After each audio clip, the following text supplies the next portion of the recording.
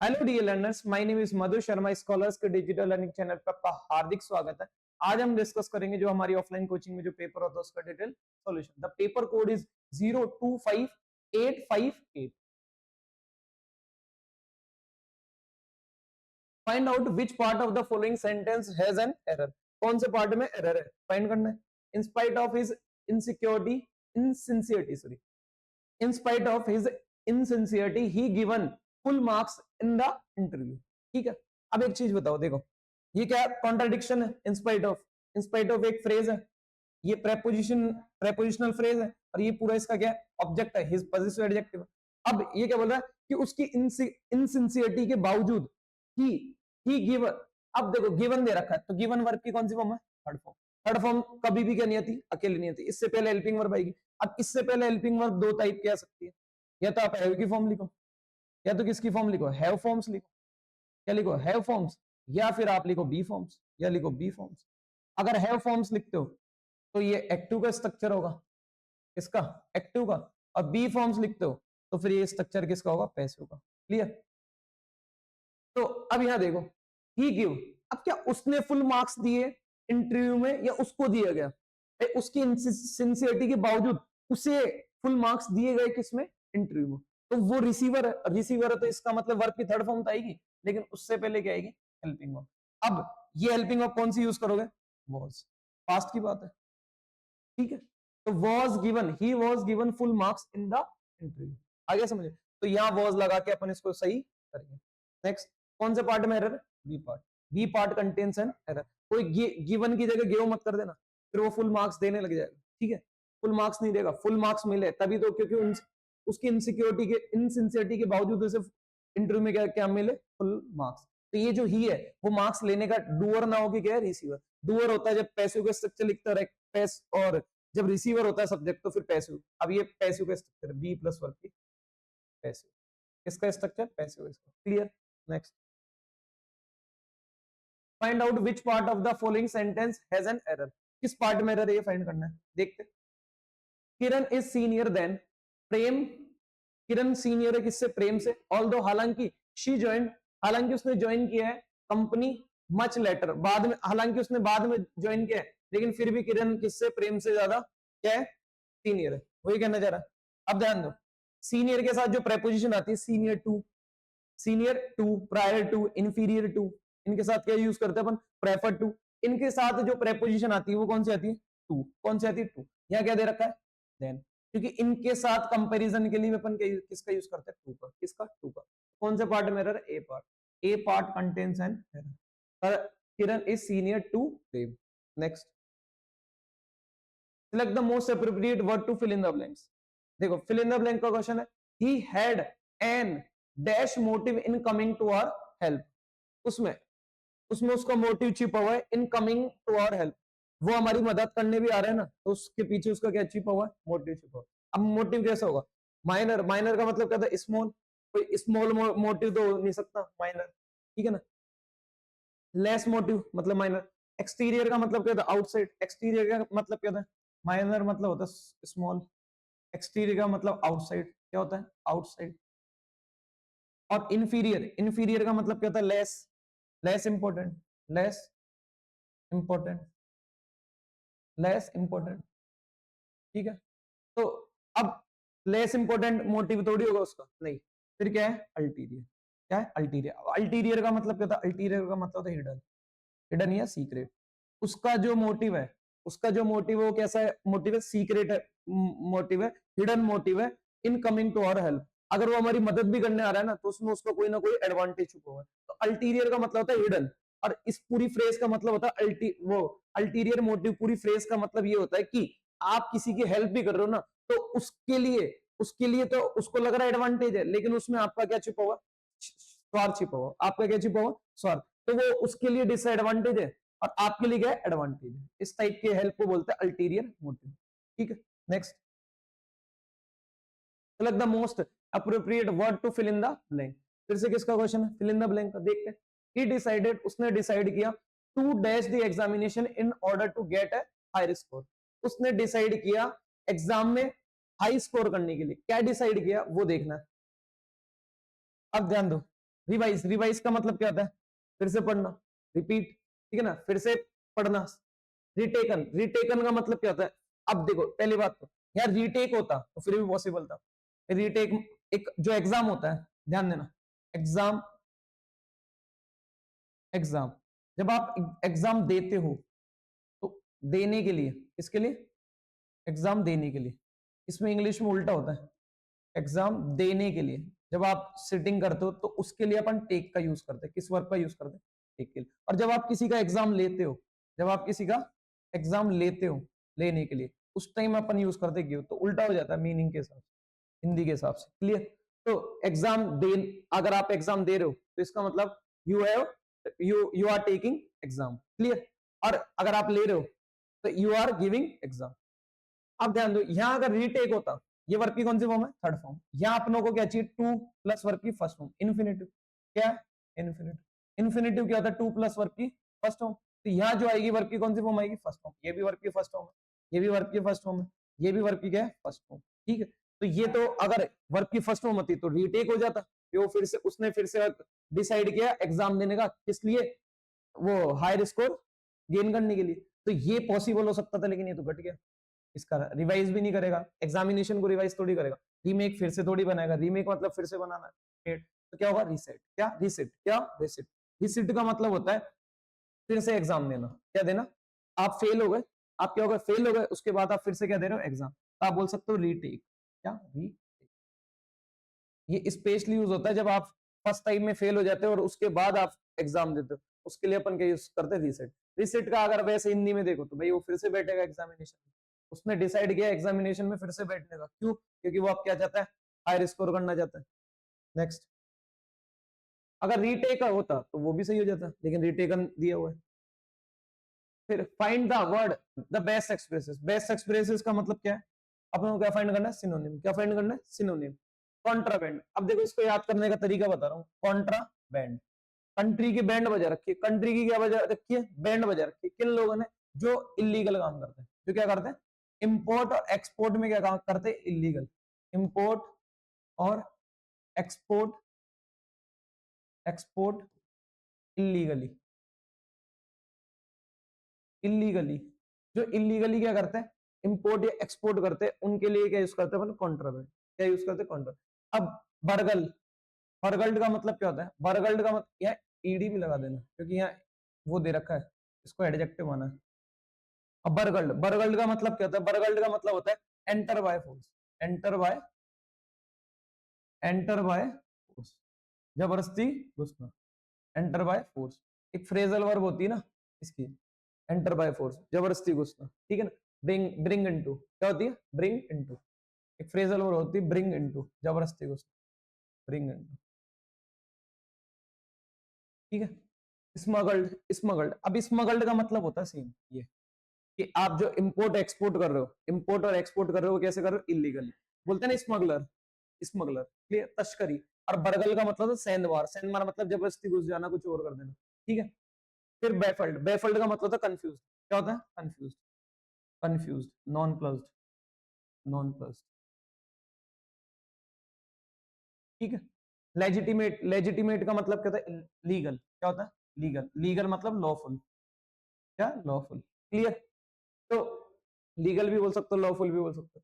तो अपना आंसर क्या होगा? स्मगल। क्या होगा? Smuggle. Next, find the word best expresses. फिर से किसका क्वेश्चन है? Best, best expresses. Best expresses मतलब सिनोनिम। रिसेप्टेकल, रिसेप्टेकल का मतलब होता है, रिसेप्टेकल का मतलब होता है कंटेनर, कंटेनर। वेजल, वेजल का मतलब होता है बर्तन वगैरह। Canister, canister. ठीक है? ये इसके क्या सिनोनिम, अपने को सिनोनिम ही फाइंड करना। कंपार्टमेंट, कंपार्टमेंट का मतलब क्या होता है? कंपार्टमेंट का मतलब है सेक्शन, सेक्शन या कोई portion, section, portion, part. Clear? Whole, whole का मतलब सबको पता है छेद, प्रिक। क्या? प्रिक, छेद वगैरह। कंटेनर, अब देखो अपनों को बेस्ट एक्सप्रेस तो आंसर क्या होगा? कंटेनर। क्या होगा? कंटेनर। चैनल का मतलब क्या होता है? गाइड। क्या करना? गाइड। किसी को क्या करना? गाइड करना, चैनल करना, राह दिखाना। ठीक है? तो इसका क्या होगा? गाइड। क्लियर, तो अपना आंसर क्या होगा, container. Next, choose the word that is opposite. क्या फाइंड करना है अपने को इसमें, अपोजिट।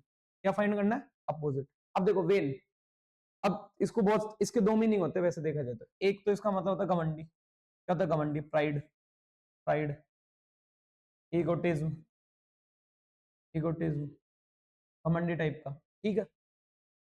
एरोगेंट भी बोल सकता हूँ, एरोगेंट, एरोगेंट, ठीक है। और एक इसका मतलब था worthless, worthless, useless, worthless, useless. एक वर्ड होता है ना वेन, VAIN, ये इसका मतलब यूजलेस होता है, तो उसी से वो ये वाला ये, ठीक है ना।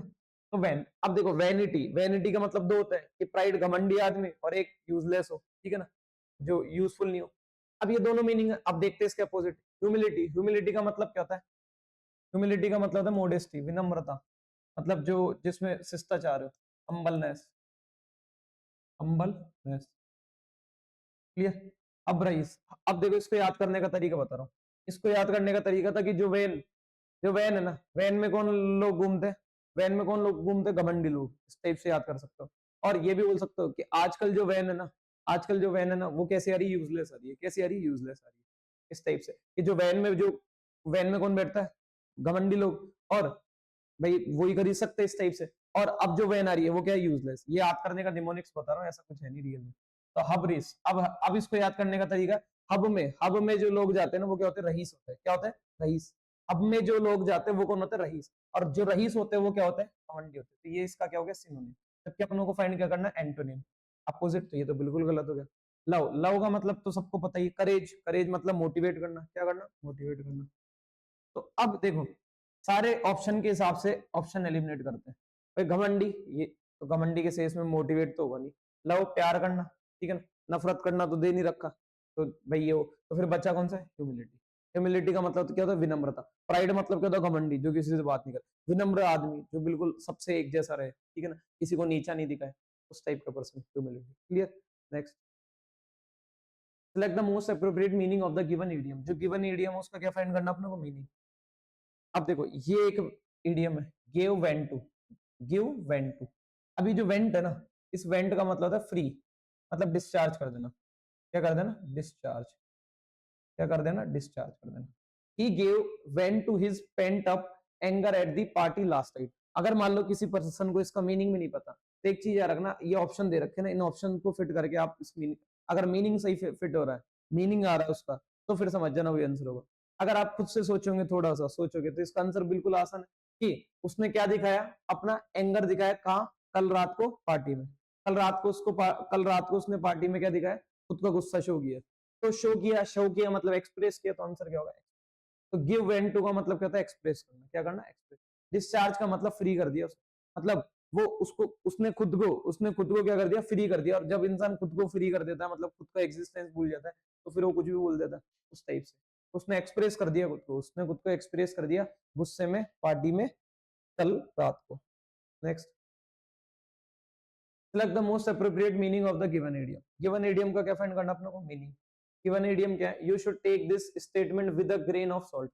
अब with a grain of salt का मतलब क्या था, with a grain of salt का मतलब था स्केप्टिकल, स्केप्टिकल एटीट्यूड, शक्की, डाउटफुल, डाउटफुल भी बोल सकते हैं, डाउटफुल, क्या बोल सकते हो, डाउट, ठीक है, डाउटफुल। अब ऑप्शन देखते, with reservation, with emphasize, stress करना, एम्फेसाइज, विद नो रिलेवेंस, किसी से कोई रिलेवेंस नहीं हो, मतलब कोई रिलेवेंट बात नहीं हो, उससे बिल्कुल डिफरेंट हो, ठीक है, डिफरेंट बोल सकते हो। इसका पूरी फ्रेज का मतलब क्या है, डिफरेंट। तो अब देखो, you should take this statement, तुम्हें स्टेटमेंट को लेना चाहिए, कैसे लेना चाहिए। अब you should take this statement with, तुम्हें इस स्टेटमेंट को कैसे लेना चाहिए, डाउटफुल तरीके से। कैसे लेना चाहिए, डाउटफुल तरीके से, मतलब उस पर सोचना चाहिए, कहने का मतलब उस पर डाउट करनी चाहिए। तो ये अब इसका जो होगा ना, वो क्या होगा, विद रिजर्वेशन। क्या होगा, विद रिजर्वेशन। अब हो सकता है कि रिजर्वेशन का कोई मीनिंग ये समझे कि आरक्षण, क्या आरक्षण, तो भाई आरक्षण होता है, बात सही है, ठीक है, लेकिन उसके अलावा एक वर्ड के बहुत सारे मीनिंग भी तो हो सकते हैं। तो एक रिजर्वेशन का मतलब होता है डाउट, क्या, एक रिजर्वेशन का मतलब क्या था, डाउट, शक करना, स्केप्टिक टाइप का पर्सन, ठीक है। तो रिजर्वेशन का मतलब यहाँ पे वो नहीं है जो रिजर्वेशन होता है आरक्षण टाइप का, वो वाला नहीं, यहाँ इसका मतलब क्या, डाउट। और एक वर्ड के बहुत सारे मीनिंग हो सकते हैं, जैसे इंग्लिश में साउंड है, साउंड के कम से कम 10-12 मीनिंग है, तो एक वर्ड के बहुत सारे मीनिंग हो सकते हैं, वो कॉन्टेक्स्ट पे वेरी करेगा। तो यहाँ पे इसका मतलब रिजर्वेशन का मतलब क्या लिया इसने, डाउट, क्या, doubt. Next, select the wrongly spelled word, क्या फाइंड करना अपने को, रॉन्गली स्पेल्ड वर्ड। क्लेयरवॉयंट, क्लेयरवॉयंट का मतलब होता है माइंड रीडर, क्या होता है, माइंड रीडर, जो दिमाग वगैरह पढ़ता है, जिसे टेलीपैथी बोलते हैं, टेलीपैथी, ठीक है। बॉयंट, बॉयंट का मतलब देखो, बॉयंट का कैसा रहता था हमेशा, केयरफुल, खुश, मस्त। एक होता है एक और इसका एक और वर्ड होता है, इसका मीनिंग होता है विवेशियस, एनर्जेटिक टाइप का, जो हमेशा उल्लड़ टाइप के, मतलब मस्त रहता है बिल्कुल। और एक इसका मतलब होता है फ्लोटेड, फ्लोटेबल, जब एडजेक्टिव होता है, क्या होता है, फ्लोटेबल, फ्लोटेबल। तो इसको अपन याद कर सकते हैं कि जो बॉय है ना आंटी जी का, बॉय आंटी जी का हमेशा क्या रहता है, फ्लोटेबल, मतलब हमेशा फ्लोट करता रहता है, घूमता रहता है, मतलब बोट वगैरह में, ठीक है ना, तैरता रहता है। और वो क्या रहता है, मस्त रहता है, चीयरफुल रहता है बिल्कुल, हमेशा एनी टाइम मस्त रहता है, खुश रहता है। अब देखो अबेंट, अबेंट का मतलब क्या होता है, अबेंट का मतलब होता है जो, मतलब बॉइस्टरस टाइप का पर्सन, ठीक है ना, उस टाइप के पर्सन को बोलता है अबेंट। सस्पेंशन भी बोल सकते हो आप, क्या बोल सकते हो, सस्पेंशन। रम्बस्टियस, अब इसमें देखो एरर क्या है, ये भी सही है, ये भी सही है, एरर कहाँ है, या ई की जगह क्या आएगा, आई, क्या आएगा, इस ई की जगह क्या आएगा, आई। तो अपना आंसर क्या होगा, रम्बस्टियस, क्या होगा, rumbustious. Next, four jumbled parts of a sentence, क्या फाइंड करना अपने को, जम्बल्ड का क्वेश्चन है, इसको अरेंज करना है। To the undertaking may very well be compared of a journey the process of learning. अब देखो इसमें जो मेन है वो कौन हो सकता है भाई, ये तो हो नहीं सकते, इससे तो स्टार्ट होगा नहीं, मेन हेल्पिंग ऑफ से तो कोई स्टार्ट होगा नहीं, ठीक है ना, प्रेपोजिशन से भी नहीं होगा, तो फिर किससे होगा, या तो डी से या ए से। तो बचे कौन से, ये काट दो, बी कट गया और सी कट गया, आया समझ। अब बचे कौन से, या तो बी या डी। अब देखो ये कंपेयर टू, कंपेयर टू होता है ना, तो कंपेयर के साथ जो प्रेपोजिशन आती है वो क्या आती है, टू। तो इसका मतलब पेयर कौन सा बन रहा है, बी और ए का। बी और ए का पेयर कहाँ बन रहा है, इसमें, इसमें, और कहीं नहीं बन रहा था। देखो बी और ए का पेयर कहाँ बन रहा है, ए। तो ग्रामर से इस टाइप के क्वेश्चन को आप क्या ग्रामर से सॉल्व कर सकते हो बिना मीनिंग कन्वे करे। तो देखते थे प्रोसेस ऑफ लर्निंग, जो लर्निंग का जो प्रोसेस है, may very well be compared, वो वेरी वेल होगा, अच्छे से होगा, be compared to the undertaking of a journey, जो जर्नी का, जो जर्नी में चल रहा है ना, उससे तो क्या होगा, बढ़िया होगा लर्निंग का प्रोसेस, ठीक है, वो ये कहना चाह रहे हैं। तो आंसर क्या होगा, DB AC, DB AC. Next, given below are four jumbled, फिर से किसका क्वेश्चन है, जम्बल्ड का, किसका क्वेश्चन है, जम्बल्ड का। देखते हैं, human behaviour is shaped by both the real self and the social self. अच्छा ये तो दिया हुआ है पहले से। तो जो ह्यूमन बिहेवियर है वो शेप किया जाता है किसके द्वारा, दो तरीके से, एक रियल सेल्फ के द्वारा और एक सोशल सेल्फ के द्वारा, एक खुद के लिए और एक समाज के लिए, उस टाइप से ह्यूमन बिहेवियर डिसाइड होता है, वही कह रहा है। But when both selfs are in harmony people feel at peace. जब ये दोनों सेल्फ है वो क्या होती है, पीस, मतलब उन दोनों के बीच में हार्मनी होती है, उन दोनों के बीच में बैलेंस होता है, उन दोनों के बीच में क्या होता है, बैलेंस होता है। तो फिर वो कैसा फील करती है, पीस, मतलब शांति फील करती है। सच बैलेंस, इस टाइप का जो बैलेंस, अब देखो इसका मतलब बैलेंस होता है, किस टाइप के बैलेंस की बात करें, सच बैलेंस ऑल्सो हेल्प्स। इस टाइप का जो बैलेंस होता है ना दोनों सेल्स के बीच में, वो हेल्प करता है लोगों को handle social roles more easily. Social जो रोल्स होते हैं उनमें क्या करता है वो, उनको हेल्प करता है। तो इसका मतलब एक कंफर्म पेयर हो गया पी और क्यू का। इसका पी के बाद क्या आएगा, क्यू। क्यों, क्योंकि ये जो सच, सच का यूज कब करते हैं अपन, सच का यूज करते हैं भाई किसी की इंटेंसिटी बढ़ाने के लिए, और जो पहले से मेंशन हो। तो इसका मतलब ये मेंशन पार्ट कौन सा है, ये वाला। तो इसका मतलब कौन सा बनेगा, पी क्यू। अब पी क्यू का देखते हैं, एक इसमें दे रखा है तो इसमें नहीं दे रखा है, ये कट गया, इसमें दे रखा है नहीं, इसमें दे रखा है नहीं, तो एक ही ऑप्शन था बी। आए समझो। देखो याद रखना, कभी भी जंबल्ड के क्वेश्चन सोल्व करना है ना तो पेयर बना लो, क्या बना लो, पेयर।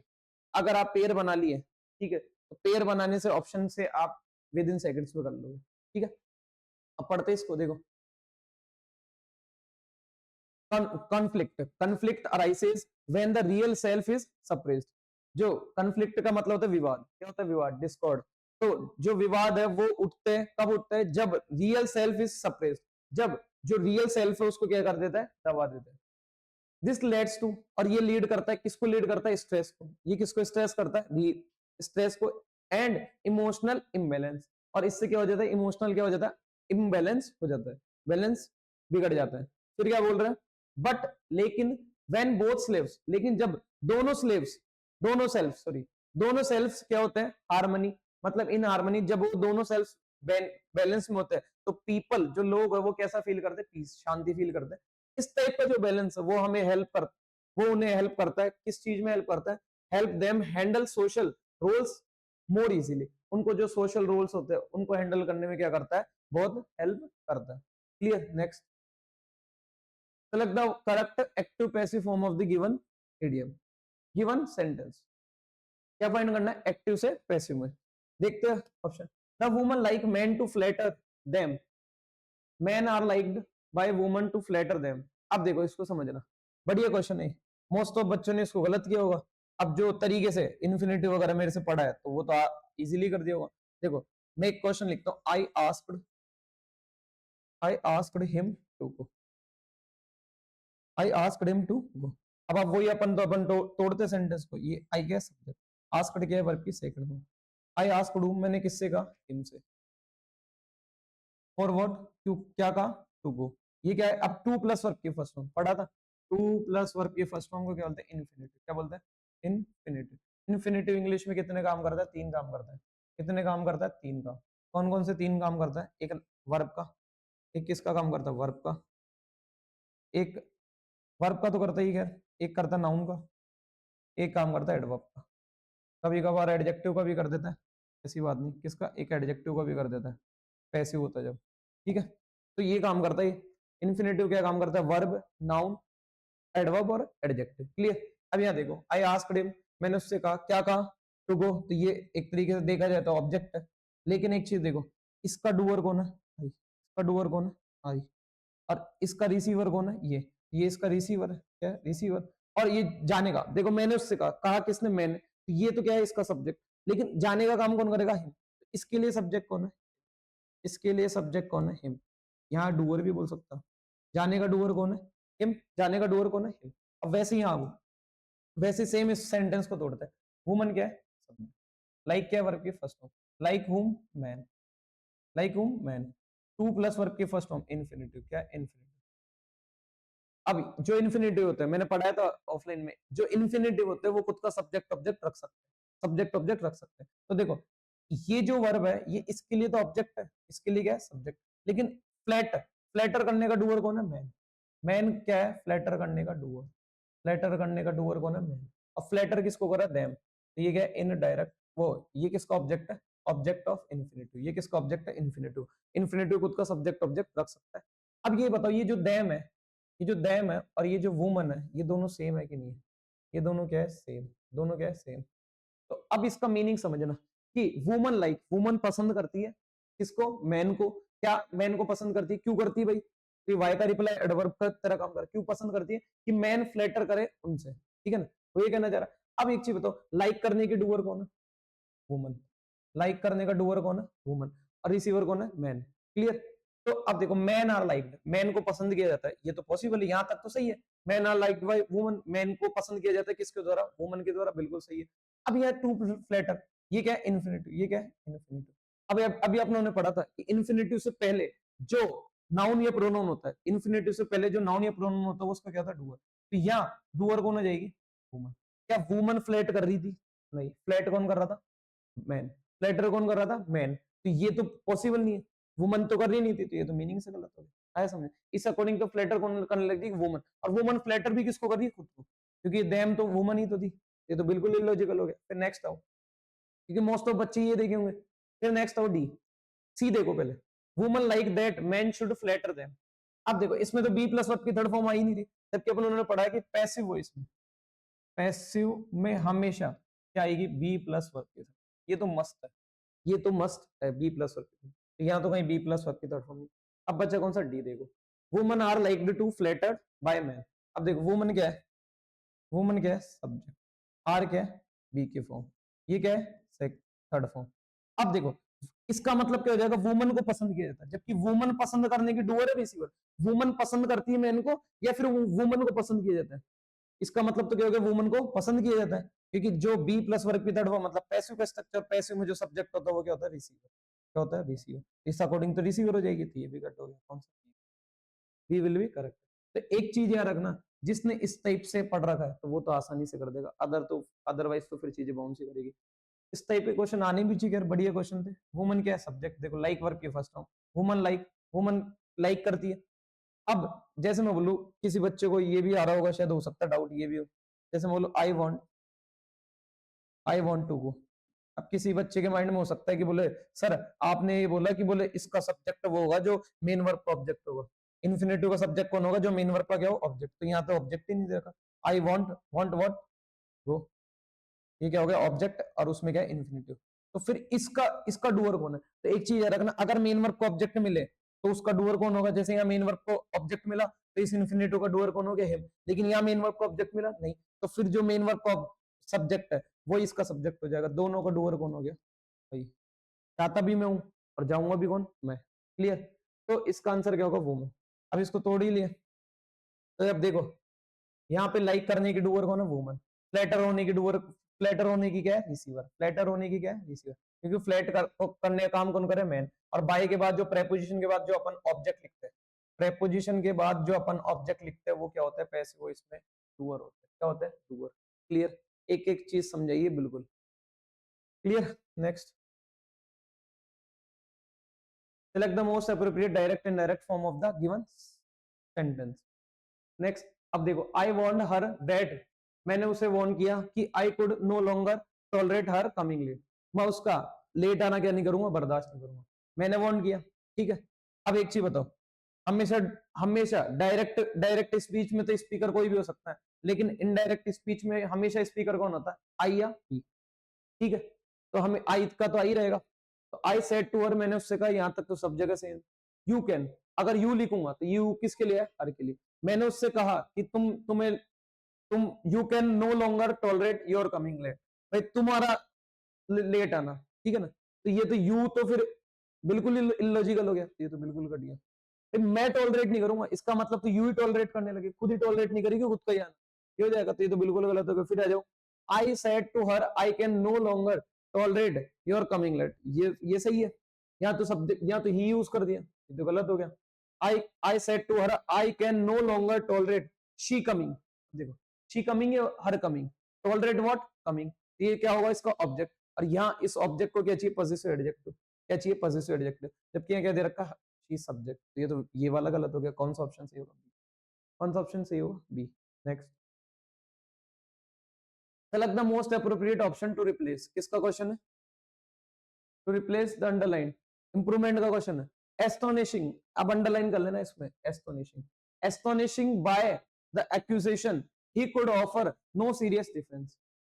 अब देखो एक्यूजेशन, वो एस्टोनिशिंग का मतलब क्या होता है, एस्टोनिशिंग का मतलब होता है, एस्टोनिश का मतलब है अमेज्ड, मतलब वो हो जाना, सरप्राइज। क्या होता है, सरप्राइजिंग, क्या, सरप्राइज, सरप्राइजिंग। अभी आईएनजी फॉर्म दे रखी है इसलिए सरप्राइजिंग लिखे, अमेजिंग में बोल सकते हो, अमेजिंग। क्लियर। तो अब अमेजिंग बाय द एक्यूजेशन। अब पहली बात तो ये बताओ, ये जो बाय है, अभी पढ़ा था, बाय के बाद जो प्रेपोजिशन है उसके बाद जो डूअर लिख रहे हो, ये इसका ऑब्जेक्ट है।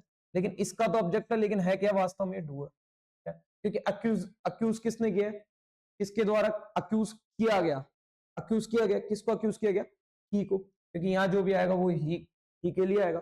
तो he could offer no serious defence, उसने वो कोई भी सीरियस डिफेंस ऑफर नहीं कर सकता था, क्योंकि उस पर क्या किया गया, एक्यूजेशन के द्वारा क्या किया गया। अब देखते हैं, हैकनाइड, एस्टोनिशमेंट, एस्टोनिशमेंट का तो मतलब पता ही है आपको, ये तो वही सरप्राइज वगैरह। तो ये तो बिल्कुल ही नहीं हो सकता, तो इसमें क्या होगा, dumbfounded, dumbfounded by accusation he could offer no serious defence. वो क्या होने के कारण, डम्फाउंड मतलब वो बेवकूफ होने के कारण, ठीक है ना, बेवकूफ होने के कारण उस पे वो नहीं कर सकता था सीरियस वगैरह, इस टाइप से कहना चाह रहा है। तो अपना आंसर क्या होगा, डम्फाउंडेड। क्या होगा, डम्फाउंडेड। ये तो कंफर्म था, वर्ब की थर्ड फॉर्म है, पास्ट पार्टिसिपल, क्या ये वर्ब की थर्ड फॉर्म, ये वर्ब है नहीं, तो ये है कैनाइड, तो मीनिंग वाइज कौन सा सही होगा? डम फाउंडेड। क्या होगा? डम founded. Next, select the most appropriate option to replace the underline segment। देखते हैं, had we have, underline part ये है, had we have Yuvraj in our team करना, या टीम करना, स्पेलिंग गलत है, टाइपिंग एरर है, टीम करना है इसको, टीम। अगर युवराज हमारी स्कूल हमारी टीम में होता तो we would have won the match easily, तो हम मैच जीत गए होते। जब भी देखो पास्ट लिखते हो, जब भी आप would plus would could might may, would could might ये लिखते हो, और इनके बाद जब हैव लिखते हो और उसके बाद जो वर्ब की थर्ड फॉर्म लिखते हो, तो इनका इनडायरेक्ट मीनिंग होता है बट वी डिडंट। लेकिन हमने पास्ट में ऐसा नहीं किया, और ये देखो पास्ट की बात है, ठीक है, तो पास्ट की बात है तो जो टेंस होगा वो भी किसमें होगा? पास्ट। प्रेजेंट वाला तो कट जाएगा, तो और ये किसमें दे रखा है? हैड वी हैड, ये तो वैसे पॉसिबल नहीं, हैड हेल्पिंग वर्ब है, तो इसके बाद जो वर्ब क्या आएगी? वो फर्स्ट फॉर्म थोड़ी आएगी, वो थर्ड फॉर्म आएगी, तो यहाँ तो फर्स्ट फॉर्म आ ही नहीं सकती, तो ये गलत हो गया। फिर आ जाए if we had Yuvraj, if we had, अगर हम युवराज होते टीम में तो हम जीत गए होते, ऐसा थोड़ी होगा, ठीक है। वी हैड युवराज, ये भी नहीं हो सकता। इफ हैड वी, अब देखो जब भी एक चीज आ रखना हेल्पिंग वर्ब को पहले लेते हैं ना, तो वो जो हेल्पिंग वर्ब को अपन सब्जेक्ट से पहले लेते हैं वही इफ का मीनिंग कन्वे कर देती है। तो या तो हेल्पिंग वर्ब को पहले मत लो, अगर इफ लिख रहे हो तो यहाँ पे इफ भी लिख दो और हेल्पिंग वर्ब को पहले, तो ये भी कट गया, कौन सा बचा? सी। गलत ऑप्शन काट दो, सही अपने आप निकल जाएगा। हैड वी हैड, ये हेल्पिंग वर्ब बनेगा, ये क्या होगा? हेल्पिंग, और ये वर्ब की थर्ड फॉर्म, ठीक है ना। अगर इधर पास्ट परफेक्ट है तो उधर भी किसमें लिख रखा है? परफेक्ट में। जब उधर परफेक्ट है तो इधर भी क्या आएगा? Perfect.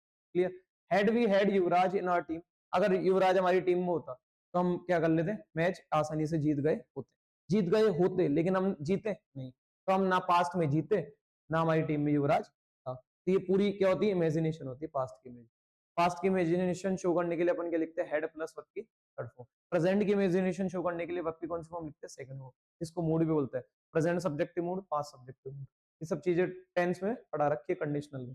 Next, select the word which means the same as a group of given group of words given below. exaggerated statements और claims not meant to be taken literally। अब ध्यान दो, इनके मीनिंग देखते हैं। हाइपरटेंसिव का मतलब क्या था? हाइपरटेंसिव का मतलब था high blood pressure, high blood pressure, clear. अब हाइपोक्रेसी का मतलब क्या होता है? हाइपरक्रेसी का मतलब प्रिटेंस, दिखावा करना थोड़ा, प्रिटेंस, इम्पोस्चर। हाइपरबोल का मतलब होता है एक्सेगरेशन,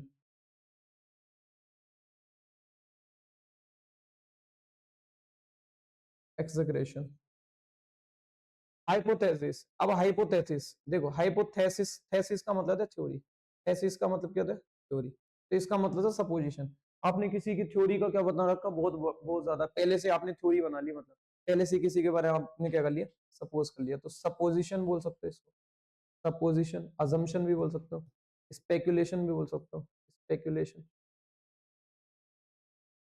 अजम्पशन भी बोल सकते हो, पहले से अवधारणा बना लो, अजम्पशन, ठीक है।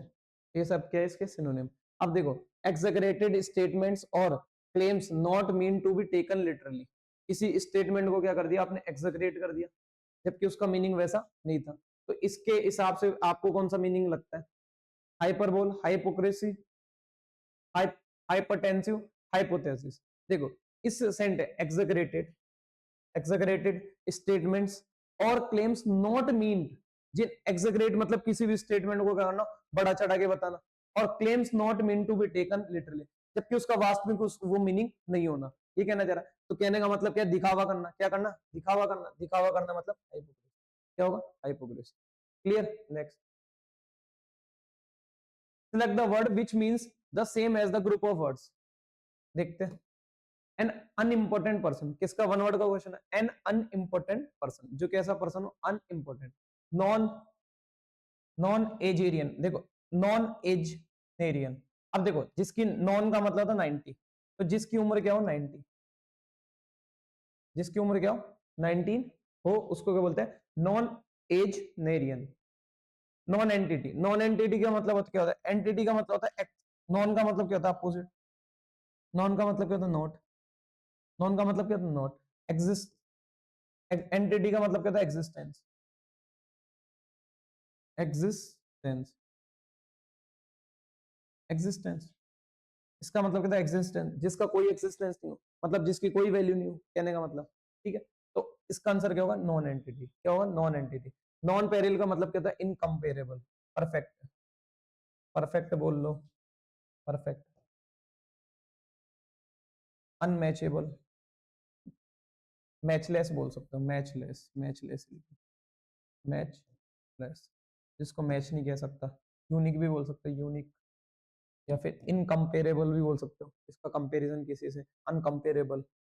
तो और मैवरिक, मैवरिक का मतलब होता है, मतलब जो क्या होता है, मतलब उस टाइप का पर्सन जो हर बात में कुछ, मतलब थोड़ा ट्रिकी टाइप का पर्सन होता है, उसको बोलते हैं मैवरिक। तो अपना आंसर क्या होगा? Non entity. क्या होगा? Non entity. Next, choose the word opposite in meaning to the given word. क्या फाइंड करना अपने को? अपोजिट फाइंड करना है। क्या फाइंड करना है? अपोजिट। ब्लोटेड, ब्लोटेड का मतलब होता है फूला हुआ। क्या? स्वेलन। अच्छा, ये तो ऑप्शन में दे रखा है, तो इसका सिनोनिम क्या है? स्वेलन। ठीक है, इसका सिनोनिम। एरोगेंट, एरोगेंट का मतलब क्या होता है? अभी पढ़ा था, प्राइड, घमंडी टाइप। प्राइड, इकोटिज्म, इकोटिज्म, इकोटिज्म। टर्बिड, टर्बिड का मतलब देखो, टर्बिड का मतलब होता है डिफ्लेटेड। टर्बिड और डिफ्लेटेड। टर्बिड का मतलब होता है जैसे आप एक तरीके मडी टाइप बोल सकते हो, क्लाउडी बोल दो। Cloudy, thick, cloudy, thick, muddy, thick, muddy, मतलब अनक्लियर होना कोई भी चीज, मतलब क्लियर शो नहीं होना। डार्क भी बोल सकते हो, क्लियर, थिक, मडी भी बोल सकते हो। ठीक है? और डिफ्लेटेड, डिफ्लेटेड का मतलब क्या होता है? डिक्रीज होना। क्या होना? डिक्रीज होना। तो किसी भी चीज का क्या होना? कम होना। क्या होना? कम होना। तो अब इसका जो फ्लोटेड का मतलब क्या होता है? वो होना, फूलना। और डिफ्लेटेड का मतलब क्या होना? किसी का क्या होना? रिड्यूस होना, लेस होना। रिड्यूस बोल सकते हो, लेस होना। किसी भी चीज का क्या होना? लेस होना। तो इसका जो मीनिंग होगा इसके अकॉर्डिंग, फ्लोटेड का मतलब क्या होता है? फूलना। फूलना मतलब इंक्रीज हो रहा है। और डिफ्लेटेड का मतलब क्या होता है? डिक्रीज होना, रिड्यूस होना। तो आंसर इसका क्या फाइंड करना है? अपोजिट फाइंड करना। अपोजिट क्या होगा? डिफ्लेटेड। क्या होगा? Deflated. Next, select the correctly spelled word. क्या फाइंड करना? Correctly spelled word. अग्रेशन। अब देखो, अग्रेशन की तो स्पेलिंग ही गलत, अभी देखी थी पीछे। अग्रेशन में तो डबल जी आएगा, अग्रेशन में क्या आएगा? डबल जी। क्लियर। फिर कैटालॉग, कैटालॉग में तो कोई मिस्टेक लग रही नहीं। टेम्परेचर, टेम्परेचर में क्या आएगा? यहाँ पे क्या आएगा? ये आएगा। ये क्या आएगा? ये आएगा। तो ये भी गलत है, ये भी गलत है। मिलेनियर, मिलेनियर में क्या आएगा? मिलेनियर में यहाँ क्या आएगा? आई। ठीक है, एक सेकंड, मिलेनियर में यहाँ क्या आएगा? आई। क्लियर। तो अब किस पार्ट में गलती है? कैटालॉग। वो कौन सा पार्ट सही है? कैटालॉग। ये सारों में गलती है, अपनों को करेक्टली स्पेल्ड फाइंड करना है। तो आंसर क्या होगा? कैटालॉग। क्या? कैटालॉग। नेक्स्ट, इनके मीनिंग तो पता होगा। कैटालॉग का मतलब होता है लिस्ट वगैरह। क्या? लिस्ट, सूची वगैरह। अब देखते हैं। Everything in Bhutan, cloze test का एवरीथिंग इन भूटान, सब कुछ जो भूटान में इज केमिकल फ्री। वो क्या है? केमिकल फ्री है। All fruits and vegetables are, और जो सारे फ्रूट्स और वेजिटेबल्स है वो कैसे? आर डैश और ऑर्गेनिकली। उनको कैसे बनाए कैसे पकते वो, मतलब कैसे ग्रो होते हैं? ऑर्गेनिकली। कैसे ग्रो होते हैं? ऑर्गेनिकली। अब देखो, यहाँ आपने यूज करा है, यहाँ आपने क्या यूज करी है? आर, बी की फॉर्म। अब बी की फॉर्म के बाद या तो वर्क की फर्स्ट फॉर्म प्लस बी की फॉर्म के बाद, देखो याद रखना, बी की फॉर्म के बाद दो फॉर्म लिख सकता, या तो वर्क की फर्स्ट फॉर्म प्लस आईएनजी, या वर्क की थर्ड फॉर्म। या तो वर्क की फर्स्ट फॉर्म प्लस आईएनजी, या वर्क की थर्ड फॉर्म। और सेकंड चीज, फ्रूट्स और वेजिटेबल है वो खुद, उनको आर दे दिया, तो इसके बाद ये तो वर्क की first form plus ING, verb की थर्ड फॉर्म। अब देखो, ये ग्रो कौन सी फॉर्म है? वर्क की फर्स्ट। ये भी वर्क की कौन सी फॉर्म? First form. ये वर्क की कौन सी फॉर्म है? Third form. ये वर्क की कौन सी फॉर्म है? Second form. तो अब अपना आंसर देखो, अपनों को वर्क की कौन सी फॉर्म चाहिए? Third form. थर्ड फॉर्म कौन सी फॉर्म है? ग्रोन। कौन सी फॉर्म? ग्रोन। क्लियर। तो बी की फॉर्म के बाद दो ही फॉर्म लिख सकते हो, या तो आप वर्क की फर्स्ट फॉर्म प्लस आईएनजी लिखो, या वर्क की थर्ड फॉर्म। जब वर्क की फर्स्ट फॉर्म प्लस आईएनजी लिखते हो तो ये एक्टिव का स्ट्रक्चर होता है, किसका? एक्टिव का। और जब वर्क की थर्ड फॉर्म लिखते हो तो क्या किसका स्ट्रक्चर होता है? पैसिव। किसका स्ट्रक्चर होता है? पैसिव। इसका। Clear. Next, so whatever, so whatever you buy, जो कुछ भी, जो कुछ भी तुम खरीदो, जो कुछ भी तुम खरीदो, is dash farm produced as a dash of the population is engaged in farming. अब कह रहा है कि जो भी तुम कुछ खरीदोगे, वहां जो फार्म प्रोड्यूस होता है वो किस कहां से बिलोंग होना चाहिए, कहना चाह रहा है। अब ध्यान दो, देखो नियर बाय क्या होता है, नियर बाय होता है एडजेक्टिव, क्या होता है एडजेक्टिव। वैसे अगर देखा जाए तो पॉसिबल तो सारे, अगर ग्रामर से की अप्रोच से देखें, लेकिन मीनिंग से देखना है। अब इसमें जो आंसर होगा, जो मोर प्रेफरेंस होगी वो क्या होगा, लोकल। लोकल का मतलब होता है जो आपके आसपास का जो एरिया है उस वही आता है, लेकिन नियर बाय का मतलब, नियर बाय भी वैसे आसपास के लिए आता है, लेकिन लोकल मतलब किसी जो पूरा स्पेसिफिक एरिया होता है उसके लिए होता है। नियर बाय कोई स्पेसिफिक एरिया नहीं होता, नियर बाय किसी भी एरिया के नियर बाय हो सकता है। तो इसलिए जो प्रेफर करेंगे वो लोकली, इसका लोकली। तो इसमें आंसर क्या होगा, लोकली। कि जो कुछ भी तुम खरीदो इज लोकली फार्म्ड प्रोड्यूस, वो प्रोड्यूस हुआ होना चाहिए कैसे, लोकली, आसपास के एरिया से क्या होना चाहिए, प्रोड्यूस हुआ होना चाहिए। एज अ डैश, अब देखते हैं, as a dash of the population is engaged in farming। जो अब वो कह रहा है कि जो इसकी जो मोस्ट ऑफ जो पॉपुलेशन है, कहां की, भूटान की जो मोस्ट ऑफ पॉपुलेशन है वो इंगेज है, किसमें इंगेज है, फार्मिंग में। किसमें इंगेज है, फार्मिंग के काम में क्या है, लिप्त है। तो कौन सी, कितनी पॉपुलेशन, ज्यादा, बहुत ज्यादा, कम्युनिटी, तो क्या बोल, देखो कम्युनिटी, कम्युनिटी नहीं, अब मास, मास भी नहीं, कॉमन भी नहीं, क्या मेजॉरिटी। क्यों, क्योंकि वो पॉपुलेशन तो पहले से मेंशन कर दिया, तो पॉपुलेशन की कम्युनिटी थोड़ी होगी, ठीक है ना। तो ये तो बिल्कुल कट गया। मास अपन अनकाउंटेबल के लिए यूज करते हैं, ठीक है, ये वैसे कट गया। अब कॉमन, कॉमन तो मतलब कोई भी नॉर्मल, तो कॉमन नहीं, मेजॉरिटी मतलब भारी, ज्यादा संख्या में जो है वहां की जो पॉपुलेशन वो इंगेज है किसमें, फार्मिंग में। नेक्स्ट, तभी तो फिर ऑर्गेनिकली फूड बना पा रहे। डे फॉर, अब फॉर क्या है, प्रेपोजिशन, इसके बाद जो भी आएगा वो क्या होगा, ऑब्जेक्ट, क्या होगा, ऑब्जेक्ट। इन फार्मिंग फॉर, किस लिए वो इंगेज है उसमें, किस लिए इंगेज है, प्रोविजन, न्यूट्रिशन लेने के लिए, सस्टेनेंस। अब सस्टेनेंस का मतलब क्या था, जीवन यापन करना, गुजारा करने के लिए, किसके लिए, गुजारा करने के लिए। कंजर्वेशन का मतलब क्या था, प्रोटेक्शन, तो संरक्षण। तो सस्टेनेंस, गुजारा करने के लिए वो वहां की जितनी भी जो ज्यादा से ज्यादा पॉपुलेशन वो किसमें इंगेज है, फार्मिंग में। किसमें, farming. Next, says my taxi driver korma chyme, जो कोरमा चाइम है, जो मेरा टैक्सी ड्राइवर था कोरमा चाइम, उसने मेरे को ये सारी चीजें बताई। वी यूज टर्मरिक, टर्मरिक का मतलब क्या था, टर्मरिक का मतलब था हल्दी, क्या होता है, हल्दी। तो we use turmeric on wounds, जो वाउंड्स हो जाते हैं, मतलब जो वो हो जाते हैं घाव वगैरह, उसमें अपन किसका यूज करते हैं, टर्मरिक का। किसका यूज करते हैं, टर्मरिक का। ऑल्सो टू डाई, और उसका यूज किया जाता है किस चीज के लिए, डाई, डाई क्यों करते हैं अपन, डाई कलर करने का, मतलब उसका कलर चेंज वगैरह कर देना।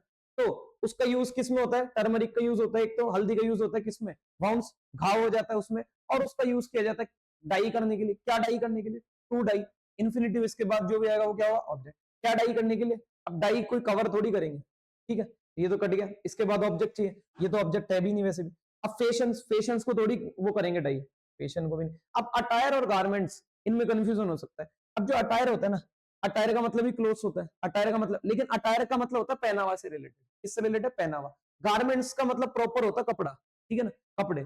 तो अटायर भी नहीं होगा, तो फिर क्या होगा, गारमेंट्स, क्या होगा, गारमेंट्स, टू डाई गारमेंट्स। और जो टर्मरिक है, हल्दी है, उसका यूज किया जाता है एक तो घाव पे लगाने में, और उसका यूज किया जाता है गारमेंट्स को कलर करने के लिए।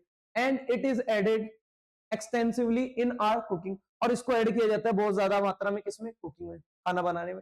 ऑल्सो मैनी बिलीव, और कई बहुत बिलीव करते हैं, क्या बिलीव करते हैं, इट इज एंटी कैंसर, और ये कैसी है, कैंसर निरोधी, कैंसर रोधी दवा है।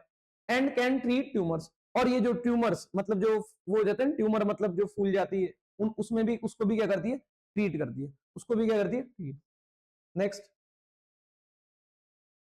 इतने ही थे। I hope you have understood what I taught, I hope you have enjoyed the class. अगर सच में वीडियो अच्छी लगी तो इस वीडियो को लाइक शेयर सब्सक्राइब करें। Thank you so much for watching this video.